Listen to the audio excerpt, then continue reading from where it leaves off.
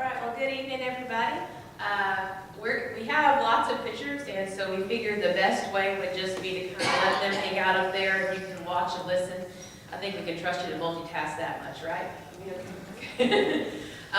Well, as you all know, Tammy and I spent 2 weeks in Uganda with Good Shepherd's Orphanage. This was our second time to go to GSF, and so I want to start off by telling you a little bit about Good Shepherd's GSF actually started out in 1994, which is older than some of the youth, right? Or all the youth.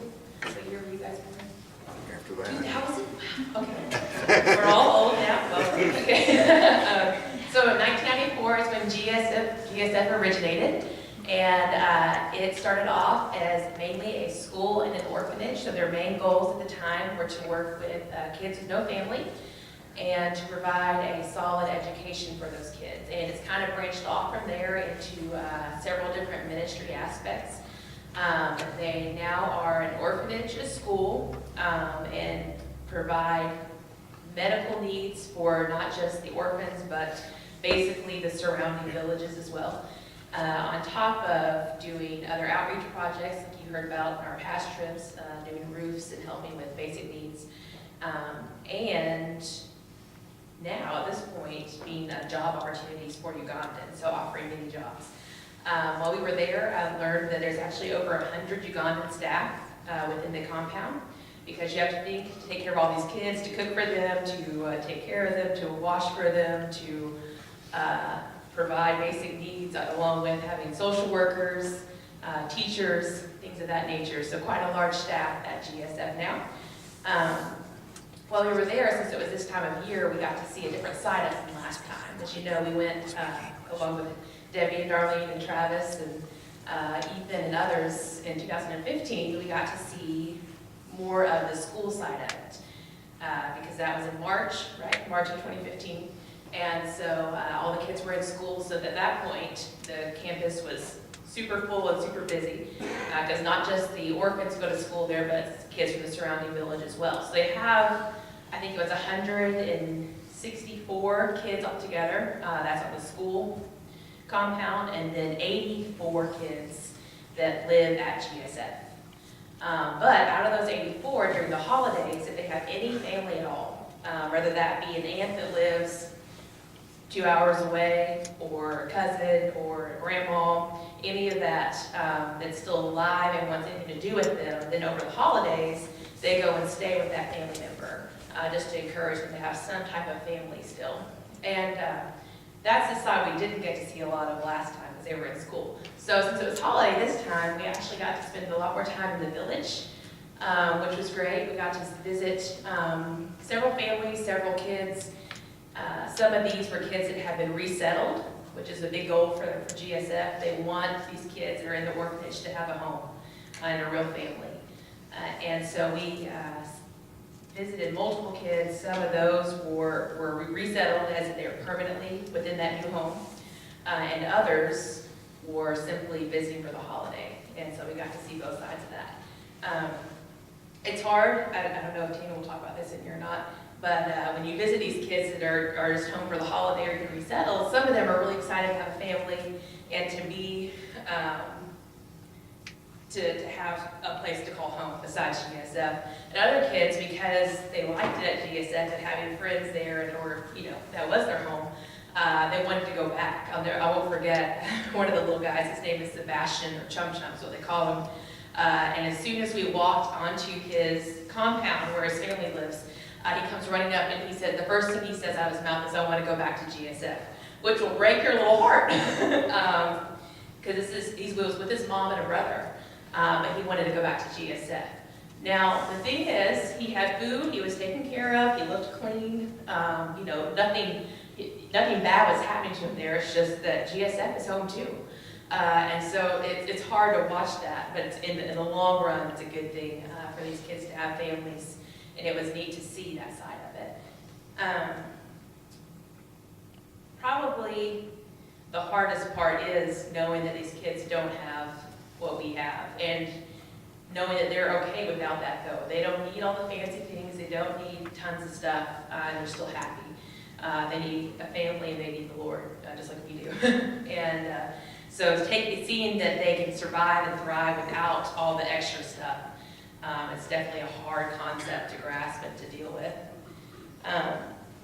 The reason why we went over the holiday break over in December from the 15th to 31st was because that is a holiday, meaning that several of the staff are off for Christmas and New Year's and all that good stuff, so they're shorthanded. But also, those kids that were remaining on campus have no family. Zero. No distant cousins, no relatives they can go visit. So just a chance to love on kids that really don't have a big support group. And so we got to spend a lot of time with the kids in their homes, doing different activities. Since it was Christmas time, there were parties and caroling and other things involved. You'll see pictures of us passing out gifts later on, and that kind of thing. So I mean, we were just honestly support staff while we were there, which was a good thing. It was a good thing. Something that I want to give you kind of a grasp on is what it's like there. Because you think third world country, you think probably mud huts and naked babies or something like that. Now, not that those things aren't there. They are. But there's so much more to life there than just, dirt roads and not having more than one set of clothes and that kind of thing. So yes, it is hard to get water. Unless they're close to a pump, which is provided usually from some nonprofit organization coming in and making it for them, then they usually have to walk a significant distance, usually over a mile or more, and carry jerry cans full of water to wherever and however much they need for the day. Since GSF is kind of in the midst of sugarcane fields and such, you would drive down the road and see multiple people on bikes or carrying jerry cans on their head, using their bike to transport their gallons and gallons of water back home. So that's just the norm there. Vehicles are not the norm, so walking is expected for the most part. Electricity, where we were at, is pretty consistent. We had it for the most part, but that's not the case in the village. Most of those families and households do not have power at all. And so it's, get as much done in the daylight as you can. And then by night, if you have some oil left, you light your little lamp for a while and get things done. So water, electricity, basic things that we take for granted are definitely a gift there. That's a good thing to have. Road conditions are a big deal. Part of the cool thing of just being two of us instead of 10 or 11 is that we were able to go deeper into the villages, places where a van or a big vehicle could not go because the roads were too bad. We were able to do with a little SUV and some leaning and holding on, that kind of stuff. And so it was adventurous at times, but make it work. But that was the neat thing also, because we were able to do that, we were able to see where these kids lived, what their real living conditions were like. Because while GSF isn't a 5-star hotel, it's definitely nicer than a village hut, with a tin roof or a thatch roof. So there are some major contrasts there, but I know that we've got 2 weeks of material, but we just want to kind of hit some highlights for you. So I'm going to pass on to Tammy and let her share some of her main learning points, and then we'll do a little more. And I'm not as good as Wesley. I don't do it all by memory. I have to write it down, so you'll just have to forgive me. I woke up this morning with a lot on my heart about Uganda and how God was speaking to my heart about what I really wanted to convey to you. The main question everybody always asks is, why do you go? Why do you get on 4 planes for over 26 hours, traveling over 9,000 miles? Because once you get there, forget. All of that just seems to melt away. We walked in the airport and Wesley's like, you smell that? That's Africa. And it is. It's just different. There's something about the dirt and the spices, and it just brings back memories of the last time we were there. You get to GSF and you see the faces of these people who have dedicated their lives to serving the Lord. And you see all the things that they've given up, and they don't even see it as a sacrifice. They just see it as,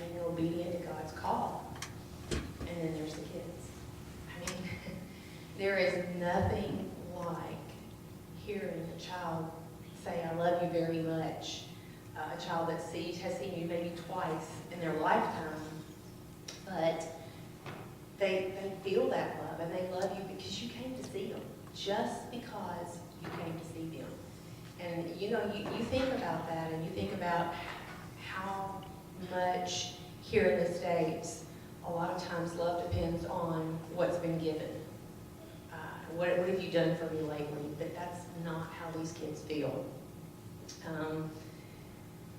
There are many, many things that can scar your heart in Africa. Disease, inability to get medical care, poverty, abuse, cultural issues. But if you look with the right perspective, there are so many things that will they stay in your heart with a deep gratitude and a thankfulness that you can't get anywhere else. You just can't get it unless you walk into a mission field, wherever that is. Things like sitting under a mango tree with about 30 village women while they're studying the Word of God in their language. And we had an interpreter that would kind of help us out. You watch their faces, and you realize, I mean, this is Psalm 42, right? Yeah, Psalm 42, the thirst for the living God. That's what they wanted. They hungered for that. They thirsted for that. I mean, they're sitting on mats on the floor. They don't have air-conditioned room. They don't have a cushy bench to sit on. They just want God's Word in their life. And in addition to that, I mean, there's children that are milling around, there's babies, and to watch these women care for each other's children. It's not, I mean, they're not going, "Oh, did you see her? She didn't let that baby do this or that." There's no animosity among them. There's just a kindness and a sweetness, and it's Philippians 2, looking out for one another. And they love each other. They're bonded together, and they're bonded by God's Word and God's command. There is great poverty in Africa. There is a lack of food. There's a lack of clothing. There's a lack of spiritual knowledge, a lack of acceptance of Christ. But there is joy. There is so much joy. There's joy in the celebration of what we call the Christmas cookie chaos. We sang Christmas carols in one of the homes of the missionaries, and it was some of the older GSF kids mixed with the missionary kids, and they intermingle because they love each other. And you know, every 2 or 3 songs we would go make a cookie run, and to see their eyes light up. I mean, this was a big deal for them to go and get a couple of sweets off the table, and there was just all kind of cookies, and I mean, it's a big deal. I mean, they celebrate life and joy and the things that they do have instead of trying to focus on what they don't have. There was a celebration of a young life extended through heart surgery. A surgery that was made possible through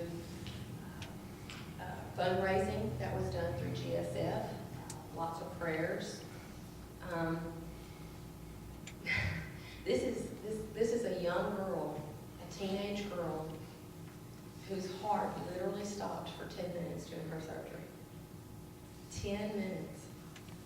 But she is a living, breathing miracle now. She is praising God. She is working at GSF, vibrant, full of gratitude, and the family just so thankful to God for the gift of her life. There's joy in Jaja Jennifer, the grandmother who has a roof with no holes, who can have her children come to visit on holiday, her GSF children, some of them even possibly being resettled. I mean, they want their children.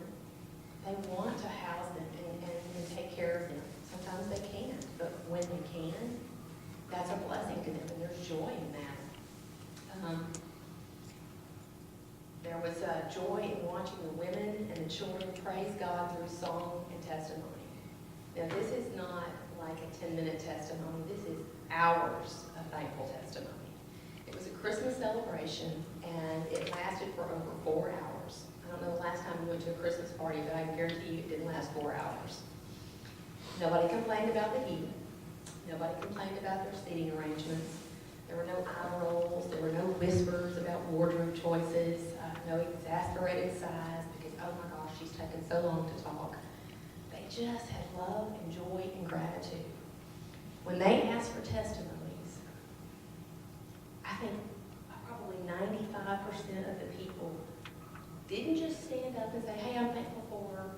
No, they walked up on the stage and each one spent 2 to 5 minutes saying, something that they were truly thankful for. People stood up there and waited. Literally, it was an hour and a half. They didn't care. They wanted an opportunity to tell everybody how grateful they were for what God had done in their life. Joy in a small table with tiny little faces, the toddlers, laughing and eating whatever was put in front of them without complaining. Their hearts are so tender and full of joy and happiness and thankfulness for the food and for the visitors. Again, they were just happy that somebody loved them, somebody came to see them. The joy in our hour-long worship time before supper with the older boys. Before they eat each night, they take an hour and they worship and praise God every night. And they sing, everybody sings, everybody plays a part, everybody has something to be thankful for. And how old is, let's see, Brian was 14. The 14-year-old boy led the worship time. He was responsible for making sure everybody stayed in time, asking each one of them, what is your testimony? And Moses can't talk in a way that we can hear him and understand him. He makes noises. He smiles all the time. But Moses raised his hand, and he gave his testimony of whatever he was thankful for, and I would love to know what he was thankful for. But the point was, he was thankful, and he wanted to say it. And that's joy. That's something. An all-day Christmas party for the staff, and all day is all day. They don't eat lunch there until about 2 o'clock in the afternoon, by the way, so I was very hungry most of the time. Anybody that knows me knows I like to eat constantly. But you watch these cultures, you watch them meld and blend. You watch them laughing and enjoying each other's company. You see praise, joy on their faces. They gave out gifts, real necessity gifts. Bars of laundry soap, buckets to do their laundry in, matches, used toys,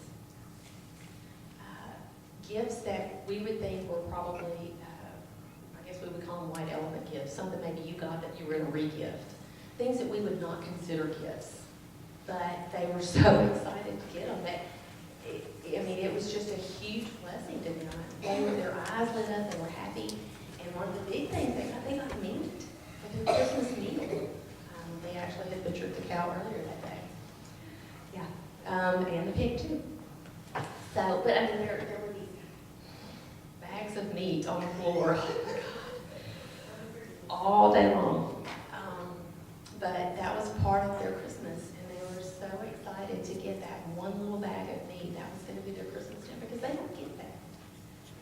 But everybody was really excited and happy with this whole thing. Nobody complained. Nobody acted like they were sacrificing anything. A lot of times when we're called to do things or to celebrate, we think about what we have to sacrifice. Okay, am I missing a playoff game? Yeah, they don't think that way. They think if It's an opportunity for me to praise my Savior and celebrate His birth. Gosh, there's so many things at Good Shepherd's told. I could literally stand here and go on and on and on. But the point I want to make is that you can be thankful no matter what your physical circumstances are. If you can focus on the gratitude of having Christ in your life, then that's going to give you the joy inside.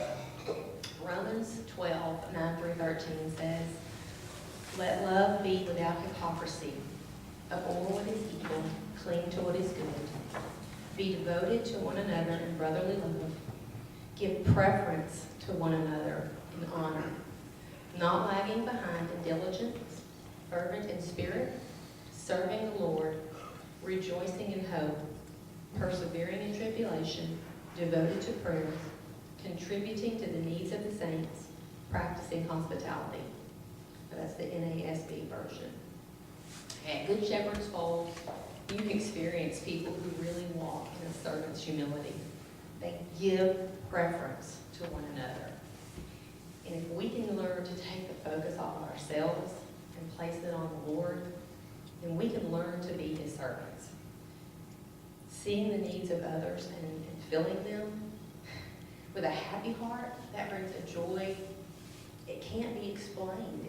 There's no way I can put it into words. You have to experience it. And GSF does attend to the daily needs of the staff and the kids, the local villagers. But the needs of others go way beyond the physical. The greatest need that anyone has is the need to know Jesus Christ. In Good Shepherd's Fold, that is the most important need that they try to fill. During one of these social check-in visits, where we go and we would visit one of the children who had either been resettled or was on holiday. They go in and they see how things are going, check up. Well, we had an opportunity to speak to one of the grandmothers there. Now, this grandmother was a foster grandmother. She had had a child that was left on her doorstep and as a baby, and she took that baby to GSF. And years later, she stayed in contact. Well, years later, this is their first foster child. They have resettled this little boy with this foster Jaja grandmother. And so we began to speak to her about salvation. And she said that she understood what salvation was. She knew what it meant. But that she was married to a man who was Catholic and that she had never confessed Jesus as Lord of her life. Well, okay, that sends up a lot of red signals for me because I grew up Catholic and I know what that does to you and how you start to think about how you have to earn, repeatedly earn your salvation. So we talked to her about the real truth of salvation. We talked to her about how only Jesus can forgive, only His blood covers, and that no one can take that forgiveness from her. We talked to her about that the only way to get to heaven was through accepting Christ as our Savior and confessing Him as Lord. No good deeds, no obedience, while great things, that does not bring you to heaven. I got to lead her to the Lord on my knees in front of her little hut, her little home. I got to lead, God used me as a tool to lead her to the Lord. Now, there's nothing special about me. I'm just a normal everyday girl. But God can use anybody, anywhere, at any time. Yes, Uganda is a long journey. But I think back sometimes on the journey that Jesus took to get to me. All the times that I turned my back on Him, the times I turned my face away from His Word because I was comfortable in my sin and I didn't want to walk away from it. And that makes my little journey to Good Shepherd's Fold seem really insignificant. No, I'm nothing special, but you don't have to be a pastor or a missionary to share God's Word or to be useful in God's plan. Your journey may not take you to Africa. It may just take you across the street. But each one of us is responsible for being prepared to move past any discomfort, to give our testimony, and to witness to lost souls everywhere. Things go at a slower pace in Uganda. Sabrina's starting to laugh because she knows, she remembers that time that is not the same. If they say it's going to start at 9, then they'll start showing up about 9:15. We'll get started about 9:30, and just so on and so on. Just like that. Everything's like that. But even just in life, Americans, we're very much, we are task oriented. If we have something to do, we got to go. We got to do it. We got to get it done. I'll never forget the first time I went to Uganda. We had almost like a scavenger hunt where we had to go out to the town and ask and find where things were. And so, we're rushing over to people and asking them, hey, can you tell us how to get to here or to there, or where to find this? And we got frustrated real quickly because everyone, instead of just answering a question, would stop and ask, how are you? Tell us your name, where you're from. Like, you would have a 10-minute conversation before you got to whatever your agenda was, okay? But they're just they care about you. They want to know your story. They want to be a part of your life. Just community and people are a priority there. And I think a lot of that is they don't have the same distractions that we do. There's not this constant, gotta go, gotta get this done pace. They just want to enjoy the moment. And so we saw that a lot when we were there. Even the first Sunday that we were there after church, we went over to a family's house. Actually, Tammy mentioned this girl that had the heart surgery. It was her home. And so not only was it her mom and sister and brothers that were there, but their pastor was there. Their neighbor was there, and then a grandmother that lived across the village was there. I don't know what happened there. But anyway, so we're all crammed into this one little room for lunch, and even though this family is on the feeding program, which means they get like a month's supply of food, obviously not able to provide for themselves very well at this point, they made this huge spread for us, covered the whole table, all these different options and things, which is only for special occasions. Like we had the same stuff at the Christmas dinner a week later. So, just very much, they want to welcome you in, they want to be a part of your life, but also they're going to slow down and they're going to take it in and enjoy it.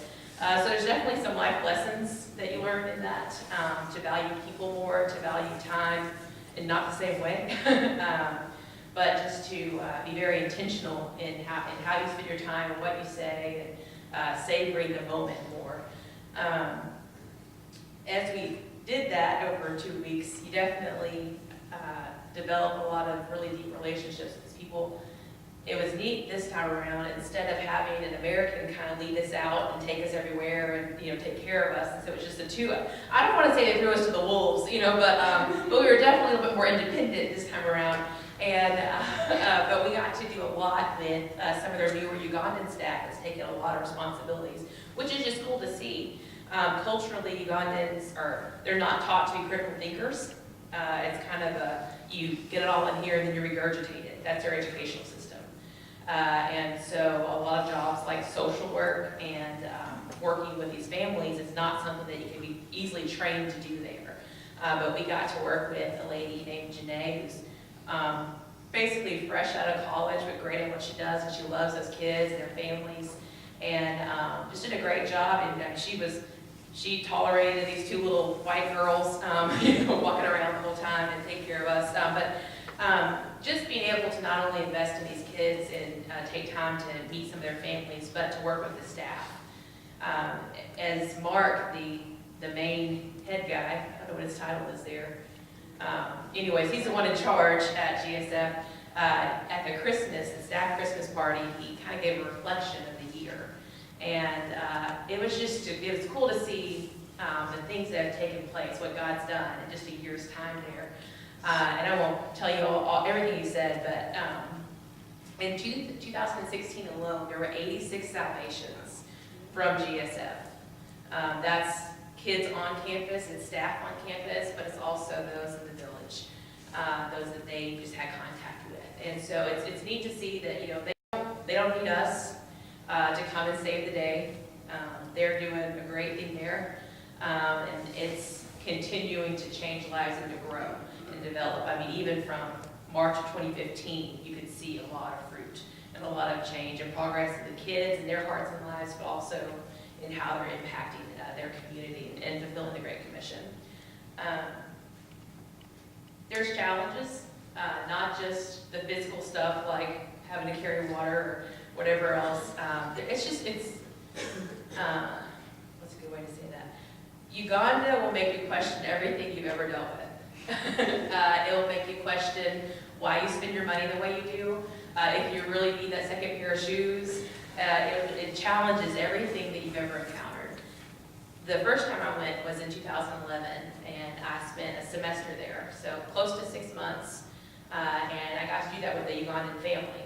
And that probably taught me more than any other experience I'll ever have in my life. But I did get to go visit them while we were there again this time around, and just seeing that even after all those years, like that's still family.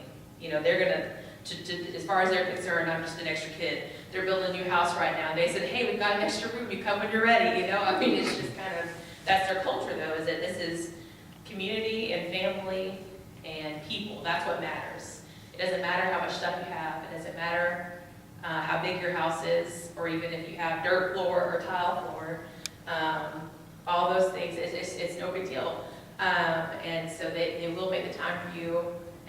So it does, it makes you reprioritize and really evaluate what's important when it comes to people, but also with possessions, because we are so driven by what we have, thinking that defines us.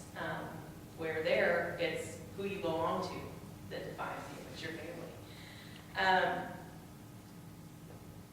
Whenever I go on trips, it's anywhere, whether it be in Arkansas or overseas, there's always someone that says to me, well, there's stuff to be done here. And that's true, there is.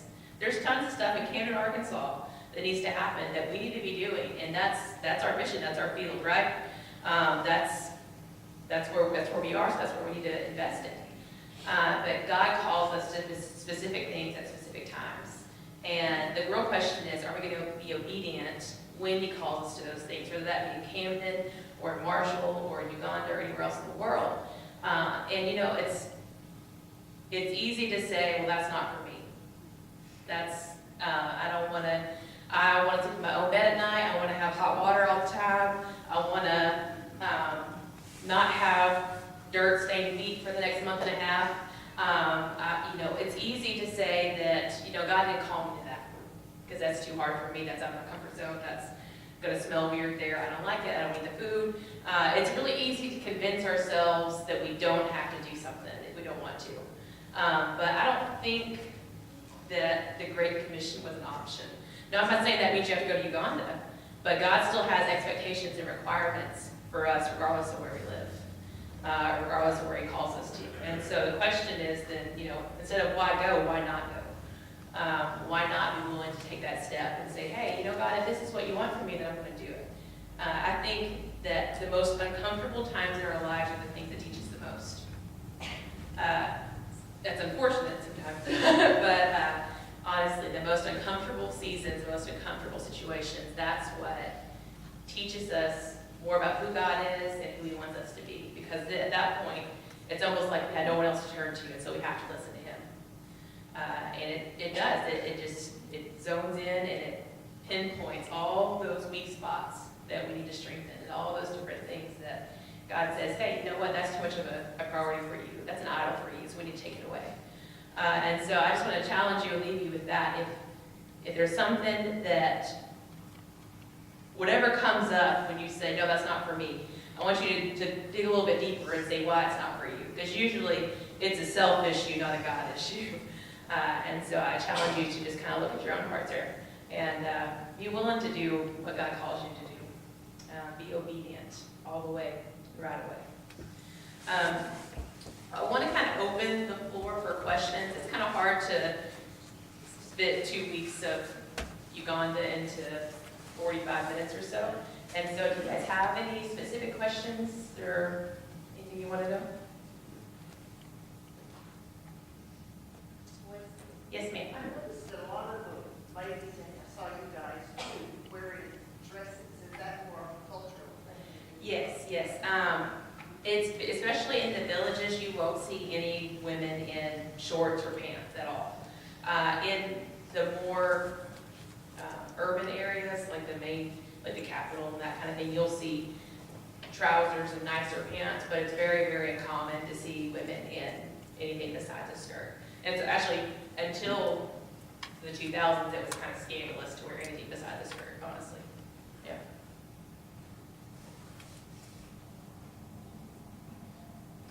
I didn't mention this before, Tammy mentioned Moses, but there's a large special needs group at GSF.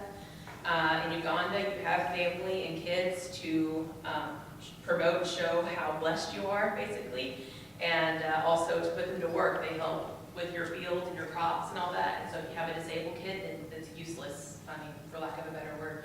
And so usually they just leave the baby to die. And so since GSF and other places are willing to take those kids in and work with them, there's usually a large, large percentage of special needs kids in orphanages in Uganda. One of the hardest things about the special needs kids is watching them do things that we would help them do. Watching them struggle to get from the floor into their wheelchair, or from the floor onto their couch, or watching them feed themselves, and food is just everywhere. And our tendency is to want to rush over and do it or help them. And I actually, at one point, said, hey, what can we do to help? This one just kind of leans her head a whole lot, and, can we get a better chair or something? Tell me what we need to do. And I was told quickly, you need to leave them alone. They're learning to hold their head.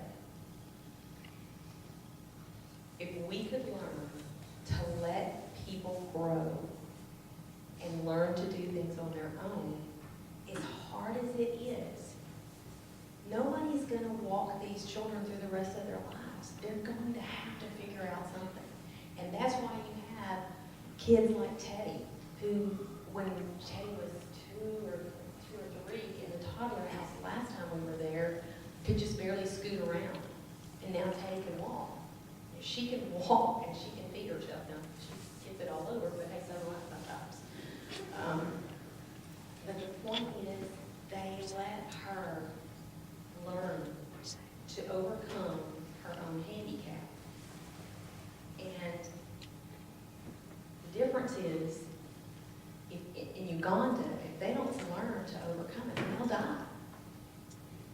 And so they have to be able to be let to be able to learn to do it themselves.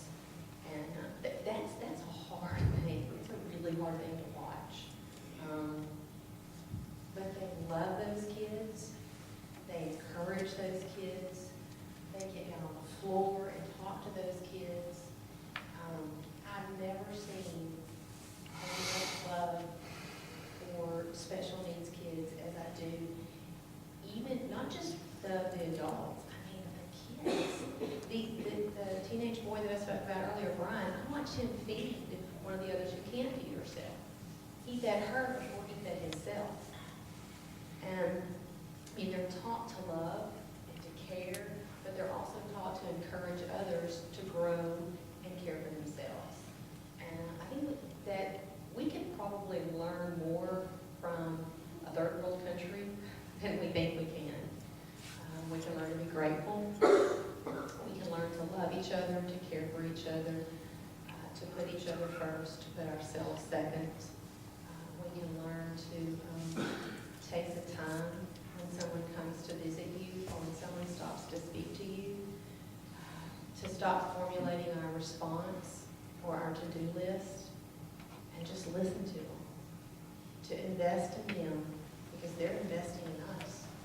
And you have no idea what opportunity you may be missing because you're thinking about your grocery list, or you're thinking about what you need to do, or what you're missing.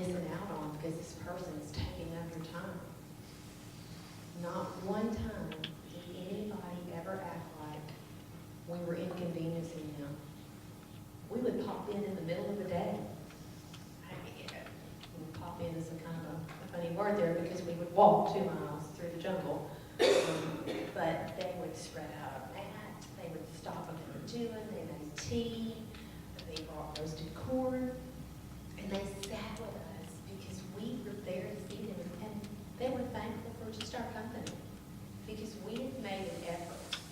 And so we need to really learn to put people before ourselves. If somebody makes an effort to see you or to speak to you, then make the effort to listen. Make the effort to realize that this is a person who has something to say, and it might be important. And even if it's not important to you, it's important to them. They have something to say to you, and you need to listen.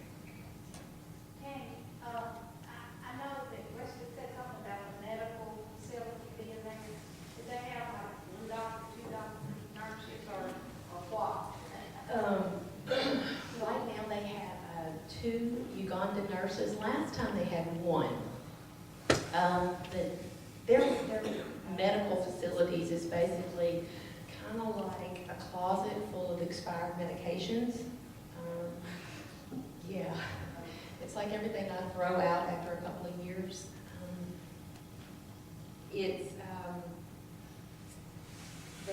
They don't have access to medical care like we do. I mean, when we stopped to see Sebastian, his mother had a migraine.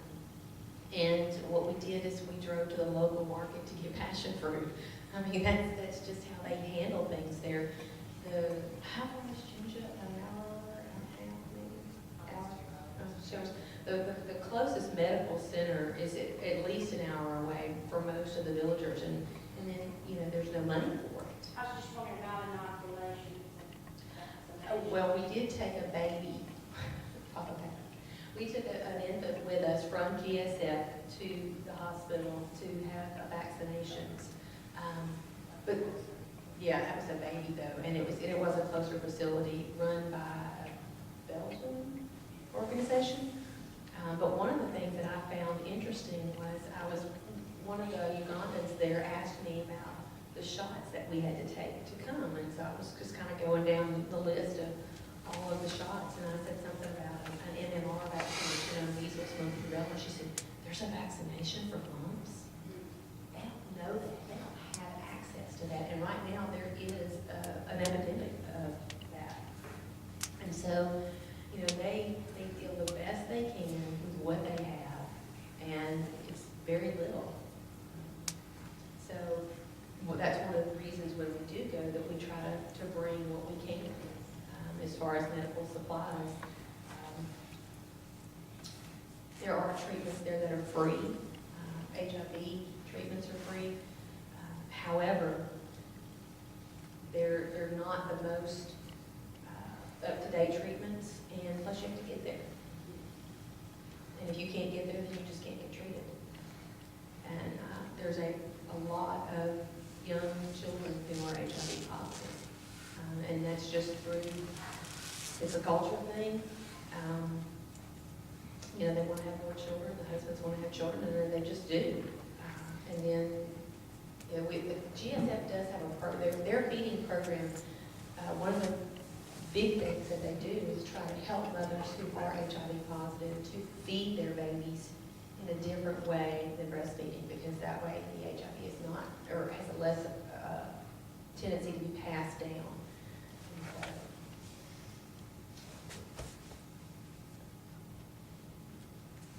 And so, I say you should go. But if you don't want to go to Uganda, we do have a couple of mission trips coming up. Don't make the Shameless Club banner ad. That's my Richard invitation. I do have a few minutes, so I'm going to say that. Yeah, we have 2 mission trips coming up this year. One will be to Marshall, Arkansas. We're going to go back to Marshall.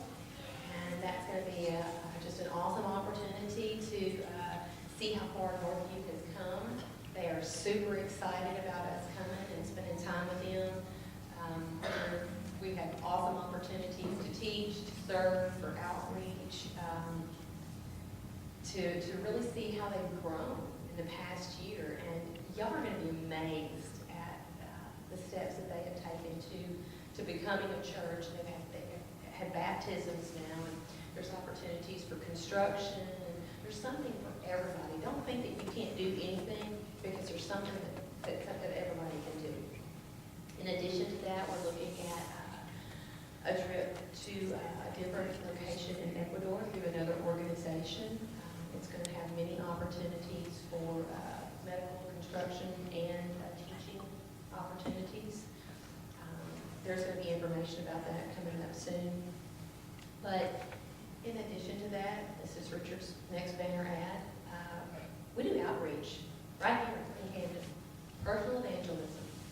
We go out, we knock on doors, and we talk to people.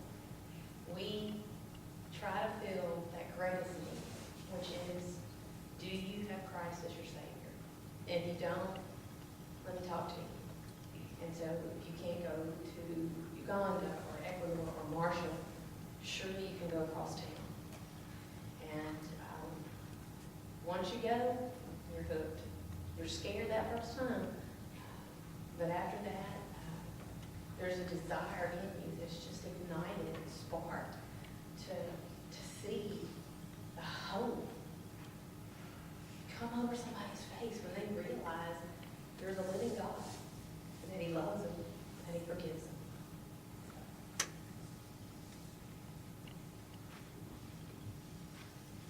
I think the battery's about to die, so I think it's a good time to quit.